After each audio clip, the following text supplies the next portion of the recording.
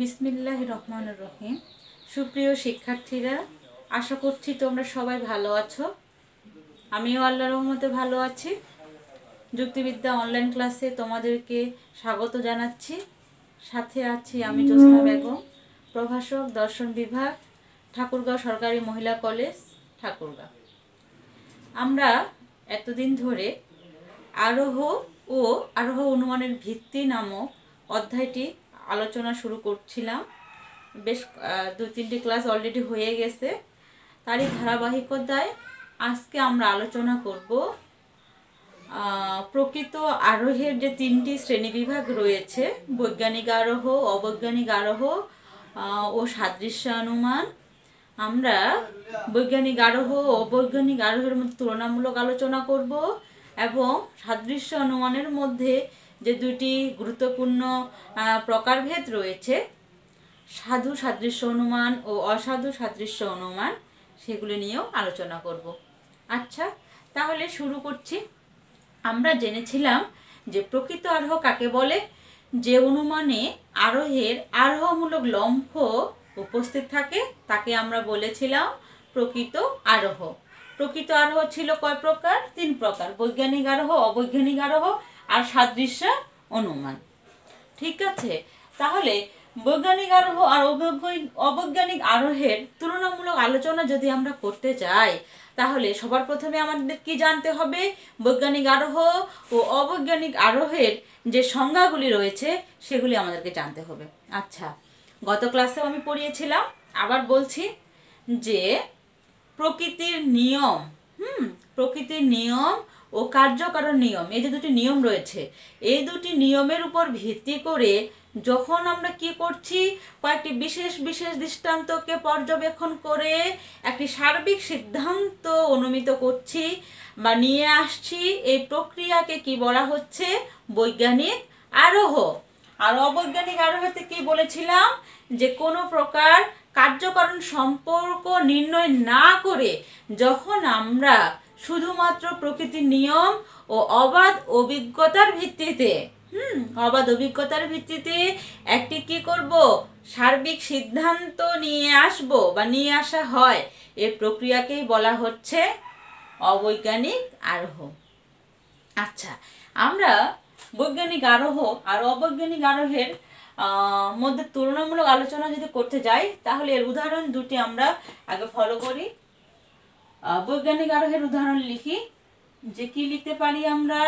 রহিম হয় মরণশীল, রহিম হয় মরণশীল, হ্যাঁ, করিম হয় মরণশীল, যদু হয় মরণশীল। এর থেকে আমরা কি বলতে পারি? অতএব সকল মানুষ হয় মরণশীল। আচ্ছা, এই হচ্ছে আমাদের বৈজ্ঞানিক আরোহের একটি উদাহরণ। রহিম হয় মরণশীল, তাহলে রহিম, করিম, যদু এগুলো হচ্ছে আমার কি বিশেষ বিশেষ দৃষ্টান্ত। এইগুলিকে ফলো করে আমি কি করলাম? একটি সার্বিক যুক্তিবাক্য, দ্যাট মিন যেটিকে সিদ্ধান্ত বলছে সেটিকে নিয়ে আসলাম। কারণ কি, আমরা জানি যে বাক্যটি সকল দ্বারা শুরু হয়, হ্যাঁ, সকল বা কোনো সেগুলিকে আমরা কি বলে থাকি? সার্বিক যুক্তিবাক্য বলে থাকি। তাহলে আমরা এখানে কি করলাম? বিশেষ বিশেষ কয়েকটি দৃষ্টান্তকে ফলো করলাম, করে একটা সার্বিক সিদ্ধান্ত পেলাম। এই যে সার্বিক সিদ্ধান্তটি পেলাম, এখানে আমার দুইটি নিয়ম কাজ করেছিল। একটি কি? প্রকৃতির নিয়ম। একটি ছিল কি? প্রকৃতির নিয়ম। যে কি করছি? প্রকৃতির নিয়মে অনুসরণ করে রহিম, করিম, যদু মারা যাচ্ছে, তাহলে কি সকল মানুষ মারা যাবে? আর একটি ছিল কি? কার্যকারণ। কার্যকারণে আমরা কি করি? কার্য থেকে কারণে যাওয়ার চেষ্টা করি। এখানে মানুষ আর কি মরণশীল বা মরণশীলতা, এই দুটির ভিতরে আমরা কার্যকারণ সম্পর্ক আবিষ্কার করার চেষ্টা করেছি এখানে। আর অবৈজ্ঞানিক আরোহের সংজ্ঞা বলেছি, উদাহরণে যাই, যে যতদূর যতদূর আমাদের অভিজ্ঞতা যায়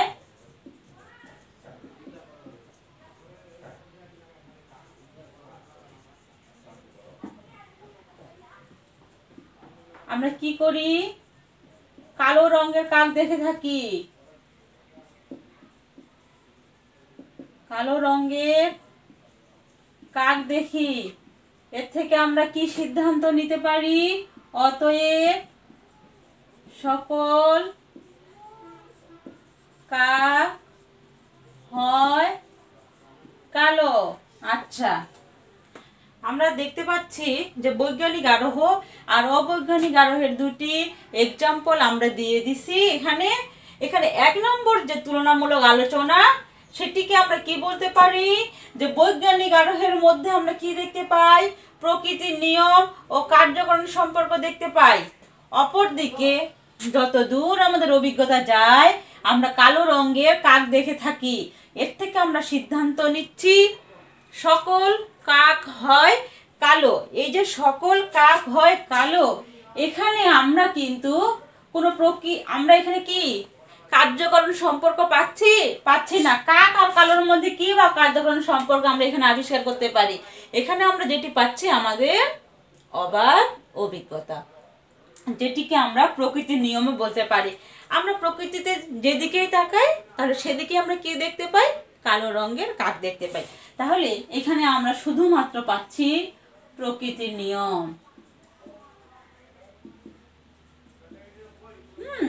প্রকৃতির নিয়ম দেখতে পাচ্ছি, এখানে আমরা কোনো প্রকার কার্যকরণ সম্পর্ক নির্ণয় করতে পারি না।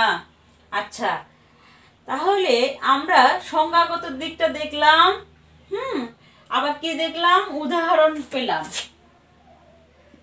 আচ্ছা, তাহলে এরপরে আমরা কি বলতে পারি? আমরা এরপরে বলতে পারি যে বৈজ্ঞানিক আরোহ আর অবৈজ্ঞানিক আরোহ এই দুটিরই আমরা কি দেখতে পাচ্ছি? যে সিদ্ধান্তটি পেয়েছি সেটি কি? সার্বিক সংশ্লেষক যুক্তিবাক্য পাচ্ছি। কি পাচ্ছি আমরা? সার্বিক সংশ্লেষক যুক্তিবাক্য। সার্বিক সংশ্লেষক যুক্তিবাক্য কেন পাচ্ছি দুটির ক্ষেত্রেই? এটা মূলত আমাদের সাদৃশ্যগত যে তুলনা সেটি হচ্ছে। আচ্ছা, এখানে সকল মানুষ হয় মরণশীল, এটিও হচ্ছে আমাদের সার্বিক সংশ্লেষক যুক্তিবাক্য। আবার সকল কাক হয় কালো, এটিও সার্বিক সংশ্লেষক যুক্তিবাক্য। এখন প্রশ্ন আসতে পারে তোমাদের মনে, সংশ্লেষক বিষয়টি আবার কি? এটা নতুন করে কোথা থেকে আসলো? সংশ্লেষক শব্দটির ইংরেজি প্রতিশব্দ হচ্ছে সিনথেটিক বাক্য। যেগুলো সিনথেটিক বাক্য আমরা কাকে বলবো? যে যুক্তি বাক্যগুলির উদ্দেশ্যকে যদি আমরা বিশ্লেষণ করি তাহলে কি আমরা বিধেয় সম্পর্কে নতুন তথ্য পাবো। হ্যাঁ, যে বাক্যগুলির উদ্দেশ্যকে বিশ্লেষণ করলে আমরা বিধেয় সম্পর্কে নতুন তথ্য পেয়ে থাকি সেইগুলিকে আমরা সংশ্লেষক যুক্তি বাক্য বলবো। আর যেগুলিতে আমরা ওই উদ্দেশ্য আর বিধেয় প্রায় একই অর্থ প্রকাশ করে সেগুলিকে বিশ্লেষক যুক্তি বাক্য বলা হয়। তোমাদের এখানে একটা উদাহরণ দিয়ে রাখি, যে সকল কুমার হয় অবিবাহিত, তাই না? আমরা যদি কুমার শব্দটিকে যদি বিশ্লেষণ করি তাহলে তো সে অবিবাহিত। কুমার মানেই হচ্ছে যে বিয়ে করেনি। নিশ্চয়ই তোমরা এটা বুঝতে পেরেছ। এখানে যেটি খুব গুরুত্বপূর্ণ বিষয় সেটি হচ্ছে আমরা দেখব 3 নম্বরে যে আমরা কি দেখতে পাবো, যে যেহেতু বৈজ্ঞানিক আরোহতে প্রকৃতির নিয়ম ও কার্যকরণ সম্পর্ক ঠিকঠাক মতো ফলো করা হয়, তাহলে এই যে প্রক্রিয়াটি, অনুমানের এই প্রক্রিয়াটিকে আমরা কি বলতে পারি? বিজ্ঞানসম্মত বলতে পারি।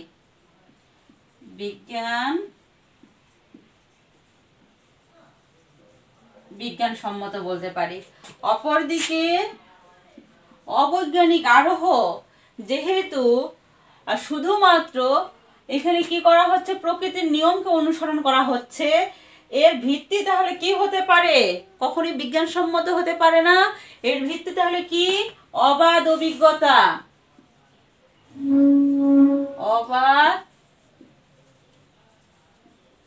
অবাধ অভিজ্ঞতা।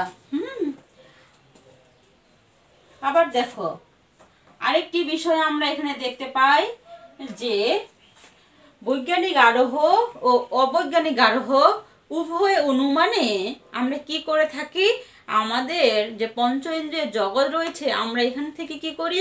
বাস্তব পর্যবেক্ষণ করে থাকি। আমরা আশ্রয় বাক্যগুলিকে কোথা থেকে সংগ্রহ করি? দুই অনুমানেই অভিজ্ঞতার জগৎ থেকে। তাহলে দুইটির ক্ষেত্রে আমরা কোন বিষয়টি লক্ষ্য করছি? বাস্তব পর্যবেক্ষণ। বাস্তব পর্যবেক্ষণ। হ্যাঁ,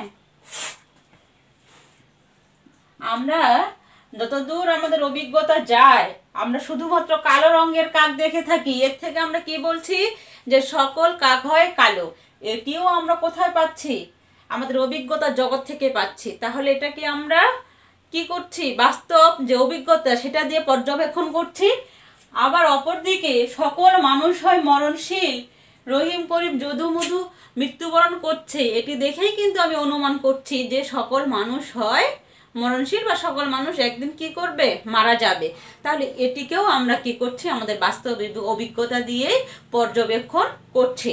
তাহলে বৈজ্ঞানিক আরোহ আর অবৈজ্ঞানিক আরোহ এই দুই আরোহের ভিতরেই আমরা বাস্তব পর্যবেক্ষণের যে বিষয়টি সেটি খেয়াল করছি। আচ্ছা, এখানে অবৈজ্ঞানিক আরোহতে একটি বিষয় দেখার, সেটি হচ্ছে যে অবৈজ্ঞানিক আরোহের যে সিদ্ধান্তটি সেটি কি হচ্ছে? সম্ভাব্য হচ্ছে। সেটি কেমন? সম্ভাব্য, অর্থাৎ কি 100% সত্য নয়, নিশ্চিত নয়। সিদ্ধান্তটি কিরকম? সম্ভাব্য, অর্থাৎ সত্য হওয়ার সম্ভাবনা থাকে মাত্র, সত্য নয়। কিভাবে বলছি? যে সকল কাক হয় কালো। যারা আমরা বাংলাদেশে থাকি তারা খুব সহজেই বলতে পারি যে হ্যাঁ, এই পর্যন্ত আমার চোখে কোথাও অন্য কোনো রঙের কাক ধরা পড়েনি। এই ক্ষেত্রেই আমরা শুধুমাত্র বলছি যে সকল কাক হয় কালো। কিন্তু আমরা যদি আমাদের দৃষ্টিকে একটু দূরদৃষ্টি করি তাহলে আমরা দেখতে পাবো যে অস্ট্রেলিয়ায় আমরা কিন্তু হর হামেশাই কি দেখতে পাই? সাদা রঙের কাক দেখতে পাই। তাহলে আমাদের এই যে সিদ্ধান্ত সকল কাক হয় কালো, তাহলে এটি আর কি টিকছে না। তাহলে এই সিদ্ধান্তটি সত্য, কেননা এটি আমরা বাংলাদেশে সবসময় দেখে থাকি, এর ব্যতিক্রম চোখে পড়েইনি। তাহলে কিন্তু এটাকে আমরা সত্য বলছি, কিন্তু 100% সত্য বলতে পারছি না। এই জন্যই বলছি যে অবৈজ্ঞানিক আরোহের যে সিদ্ধান্তটি রয়েছে সেটি সম্ভাব্য। অপরদিকে এমন কোনো দেশ বা এমন কোনো জায়গা খুঁজে পাবো না যেই মানুষটি অমর, তাই না? তাহলে আমরা কি বলতে পারি? যে বৈজ্ঞানিক আরোহের যে সিদ্ধান্ত সেটি কি নিশ্চিত সত্য, আর অপরদিকে অবৈজ্ঞানিক আরোহের সিদ্ধান্তটি কি সম্ভাব্য। আমরা আরেকটি বিষয়, সর্বশেষ যে বিষয়টি আমরা খেয়াল করব এই দুটি আরোহের মধ্যে, সেটি কি? যে বৈজ্ঞানিক আরোহের ভিতরে আমরা যে দুটি নিয়মকে পাচ্ছি সেটা তো অবশ্যই বিজ্ঞানসম্মত, যার কি ভিত্তি কোনো হচ্ছে মন গড়া কোনো বিশ্বাস নেই, ব্যক্তিগত কোনো বিশ্বাস নেই। এটি একেবারে কি প্রকৃতির নিয়ম ও কার্যকারণী হচ্ছে এর ভিত্তি। আর অপরদিকে আমরা অবৈজ্ঞানিক আরোহতে কি পাচ্ছি? এখানে ভিত্তি আমরা অবাধ অভিজ্ঞতা যেহেতু বলছি, তাহলে এটি কি হচ্ছে? আমার ব্যক্তিগত বিশ্বাসে পরিণত হয়ে গেছে অবৈজ্ঞানিক আরোহ। আর অপরদিকে বৈজ্ঞানিক আরোহকে আমরা কখনোই আমার মন গড়া কথা দিয়ে প্রতিষ্ঠিত করতে পারবো না। এটিকে আমরা সবসময় কি করব? প্রকৃতির নিয়মানুবর্তিতা যে নিয়মটি রয়েছে আর কার্যকরণ যে নিয়ম রয়েছে, এ দুটি নিয়মের মধ্য দিয়েই বৈজ্ঞানিক আরোহের সিদ্ধান্তকে প্রতিষ্ঠিত করতে হবে। ঠিক আছে, এই ছিল বৈজ্ঞানিক আরোহ আর অবৈজ্ঞানিক আরোহের মধ্যে তুলনামূলক আলোচনা। এই অনুমান বা এই আরোহ দুটির ভিতর যত পার্থক্যই থাকুক না কেন, দুটিই কিন্তু আরোহের গুরুত্বপূর্ণ দুটি প্রকারভেদ প্রকৃত আরোহ থেকে আমরা পেয়েছি। দুটিতেই আমরা একটি মজার যেটি বিষয় সেটি হচ্ছে দুটির সিদ্ধান্তই কিন্তু সার্বিক সংশ্লেষক যুক্তিবাক্য। আচ্ছা, এবার আমরা আসি সাদৃশ্য অনুমান নিয়ে।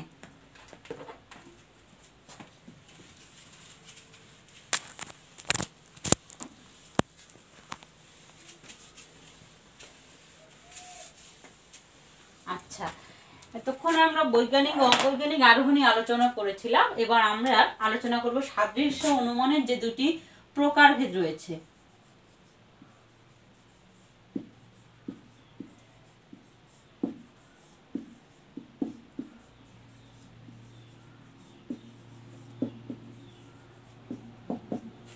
এক নম্বর রয়েছে সাধু সাদৃশ্য অনুমান। সাধু সাদৃশ্যানুমান। আর 2 নম্বর রয়েছে অসাধু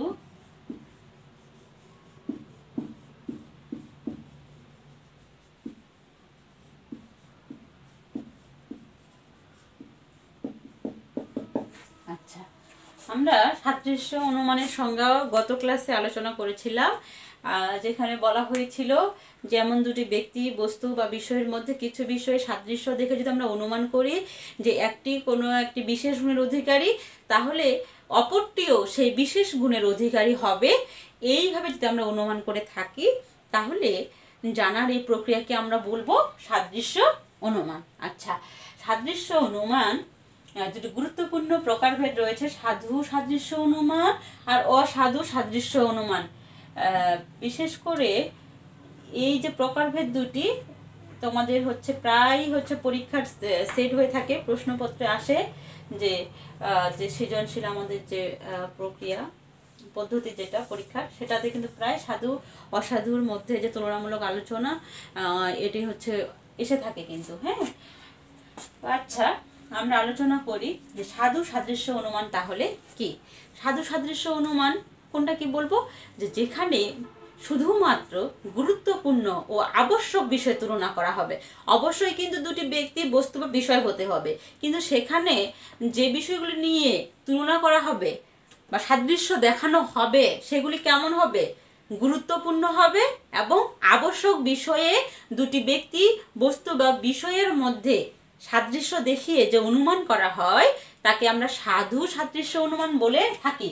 সাধু সাদৃশ্য অনুমান হচ্ছে গুড অ্যানালজি আর হচ্ছে ব্যাড অ্যানালজি। গুড অ্যানালজি আর হচ্ছে ব্যাড অ্যানালজি। ঠিক আছে, তাহলে আমরা সাধু সাদৃশ্য অনুমানের একটা এক্সাম্পল দিই। কেমন হবে, যে আমরা যদি বলি যে মানুষ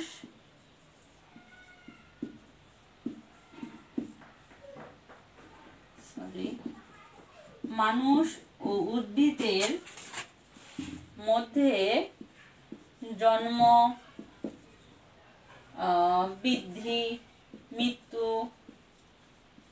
বংশবিস্তার, হ্যাঁ, ইত্যাদি বিষয় কি রয়েছে, সাদৃশ্য রয়েছে। ইত্যাদি বিষয়ে সাদৃশ্য রয়েছে।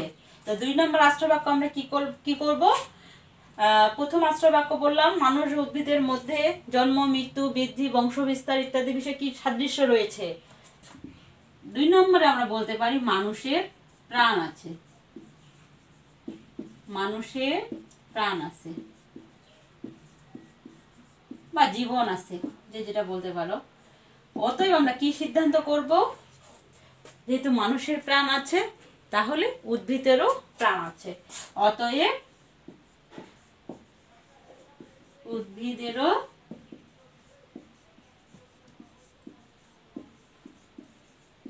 প্রাণ আছে। তাহলে এখানে দুটি গুরুত্বপূর্ণ দুটি ব্যক্তি বা বস্তু বা বিষয় হচ্ছে, সেটা হচ্ছে মানুষ আর উদ্ভিদ। এই দুটির ভিতরে কি কি বিষয়ে সাদৃশ্য বা মিল রয়েছে, জন্ম, মৃত্যু, বৃদ্ধি, বংশ বিস্তার, আর অনেক রয়েছে ইত্যাদি। হ্যাঁ, তাহলে এর থেকে আমরা দ্বিতীয় আশ্রয় বাক্য কি নিতে পারি? মানুষের প্রাণ আছে।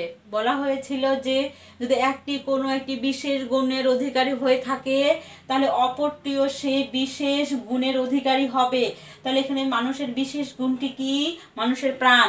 মানুষের প্রাণ আছে, তাহলে আমরা এর থেকে সহজেই অনুমান করতে পারি অতএব উদ্ভিদেরও প্রাণ আছে।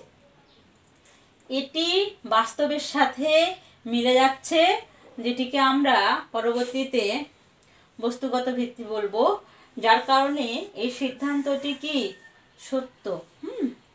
এটাকে আমরা এই জন্যই বলছি গুড অ্যানালজি। আচ্ছা, এই ছিল সাধু সাদৃশ্য অনুমান, যেখানে গুরুত্বপূর্ণ এবং আবশ্যক বিষয়ে শুধুমাত্র সাদৃশ্য দেখিয়ে অনুমান করা হবে। অবশ্যই গুরুত্বপূর্ণ না, জন্ম মৃত্যু বৃদ্ধি বংশবিস্তার। তাহলে এটি হচ্ছে সাধু সাদৃশ্য অনুমান। এরপরে আসি অসাধু সাদৃশ্য অনুমানে। অসাধু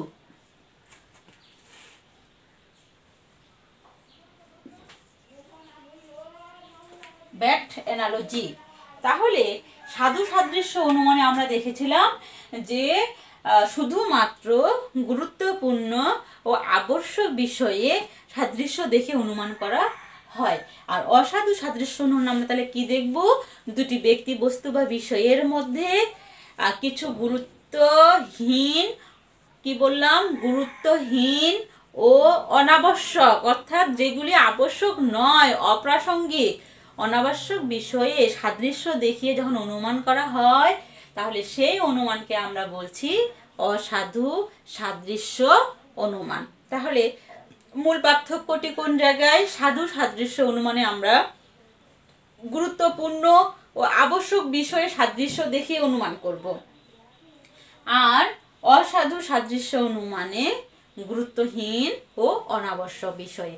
আমরা একটি এক্সাম্পলে যাই। এটি হচ্ছে কি বলতে পারি? জামাল ও কামালের গায়ের রং উচ্চতা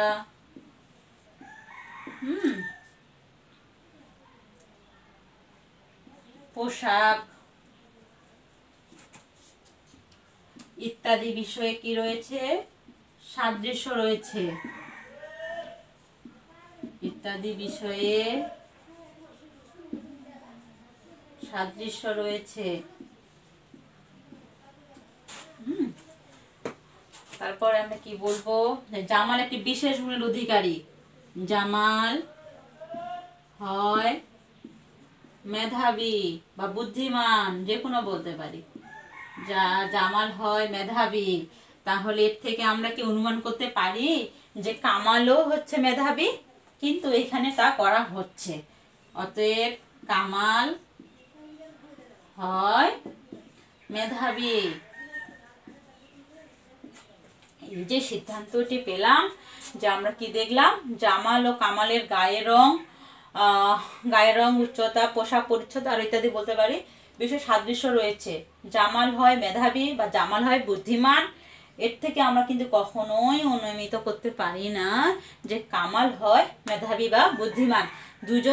দুজনের গায়ের রং বর্ণ উচ্চতা সবকিছু একই হতেই পারে। একজন মেধাবী হলে কিন্তু অপরজনের যে মেধাবী হবে এটা কিন্তু আমরা বলতে পারি না। তার জন্য বলা হচ্ছে এটিকে ব্যাড অ্যানালজি, অর্থাৎ এখানে গুরুত্বহীন ও অনাবশ্যক বিষয়ে সাদৃশ্য দেখিয়ে কি করা হয়েছে? অনুমান করা হয়েছে বা সিদ্ধান্তটিকে নিয়ে আসা হয়েছে। তাহলে এতক্ষণ ধরে আমরা আলোচনা করলাম বৈজ্ঞানিক ও অবৈজ্ঞানিক আরোহের মধ্যে তুলনামূলক আলোচনা এবং সাদৃশ্য অনুমানের যে দুটি গুরুত্বপূর্ণ প্রকারভেদ রয়েছে, গুড অ্যানালজি এবং ব্যাড অ্যানালজি, এগুলি নিয়ে। আশা করছি তোমরা সবাই বুঝতে পারছো। বাসায় বসে ভালো করে পড়বে, ক্লাসগুলি দেখবে বারবার। আগামী ক্লাসে আমি তোমাদের আরোহের ভিত্তি নিয়ে আলোচনা করব। ঠিক আছে? আজ তাহলে এ পর্যন্তই। তোমরা সবাই ভালো থাকো। আল্লাহ হাফেজ।